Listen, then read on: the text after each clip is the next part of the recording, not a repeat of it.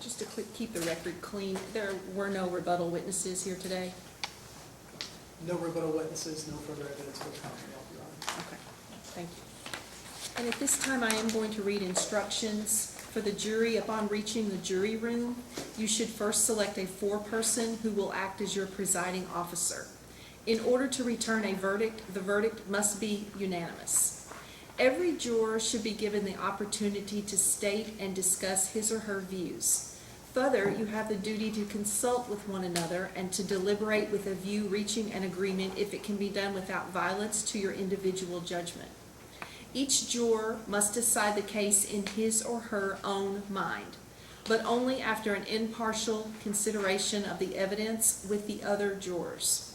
You must weigh and consider the case without regard to sympathy, prejudice, or passion for or against the party to the action. In the course of deliberating, a juror should not hesitate to re-examine his or her own views and change his or her opinion if that is erroneous. No juror should surrender his or her honest conviction as to the right or effect of the evidence solely because of the opinions of the other jurors or for the mere purpose of returning a verdict. At times throughout the trial, the court has been called upon to pass on the question whether or not certain offered evidence might properly be admitted. You are not to be concerned with the reasons for such rulings and are not to draw any inferences from them. Whether offered evidence is admissible depends on rules of law, whose function is to ensure fairness to litigants. In admitting evidence to which an objection is made, the court does not determine what weight should be given such evidence, nor does it pass on the credibility of the witness. You must not consider evidence that has been rejected by the court.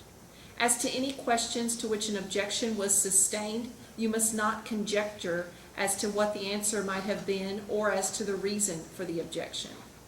If during this trial I have said or done anything which has suggested to you that I am influenced to favor the claims or position of either party, do not allow yourself to be influenced by any such suggestion. I have not expressed, nor intended to express, nor have intended to intimate any opinion as to which witnesses are or are not worthy of belief, what facts are or are not established, or what inferences should be drawn from the evidence. If any expression of mine seem to indicate any opinion relating to any of these matters, I direct you to disregard it. Upon retiring for deliberation, you may take or later ask for all papers or other things which have been received as evidence in this case. If during the course of your deliberations you feel the necessity for further information, you should inform the sheriff or police officer, who will then advise the court, and the entire panel will be brought back into the courtroom. These are the jury instructions that you will receive upon retiring to the jury room. I will read these, and this is what you will use for basis for your verdict. The jury instructions are: based upon the evidence presented to you in this case, you may find the defendant, Raymond Fernandez, guilty or not guilty of the offense of operating a motor vehicle while under the influence of alcohol, a violation of Kentucky Revised Statute 189A.010. Instruction number 1. You will find the defendant guilty of operating a motor vehicle while under the influence of alcohol if you believe from the evidence beyond a reasonable doubt the following. A, that in this county on or about August 21st, 2020, and within 12 months before the issuance of the citation against him, he operated a motor vehicle, and B, that while doing so, he was under the influence of alcohol. Instruction number 2. The law presumes a defendant to be not guilty of a crime, and the citation shall not be considered as evidence or as having any weight against him. You shall find the defendant not guilty unless you are satisfied from the evidence alone and beyond a reasonable doubt that he is guilty.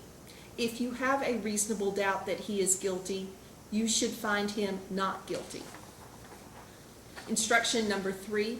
The burden of proof in this case rests entirely upon the Commonwealth, from the beginning to the end of trial, to establish beyond a reasonable doubt every element essential to the conviction of Raymond Fernandez of each and every offense charged. The burden does not shift to the defendant at any point during the trial. Instruction number 4. A defendant is not compelled to testify, and if Raymond Fernandez did not testify in this case, this cannot be used as an inference of guilt and should not prejudice him in any way. Instruction 5, the verdict of the jury must be unanimous and be signed by one of you as foreperson. You may use the forms provided at the end of these instructions in writing your verdict. The verdict form reads as to the following. You can either find from 1, we the jury find the defendant Raymond Fernandez guilty of the offense of operating a motor vehicle while under the influence of alcohol under instruction number 1 and fix his punishment at confinement in the county jail for not less than 2 days nor more than 30 days, and or a fine of not less than $200 nor more than $500, or both fine and confinement. Or 2, we the jury find the defendant Raymond Fernandez not guilty of the offense of operating a motor vehicle while under the influence of alcohol under instruction number 1. Whichever one of those, that will need to be signed by the foreperson. There has been reference to 3 statements that were made in the opening statements regarding Adolf Hitler, Nazism, and Mussolini. I am going to instruct you to not consider these statements in deliberation or in your consideration of the case.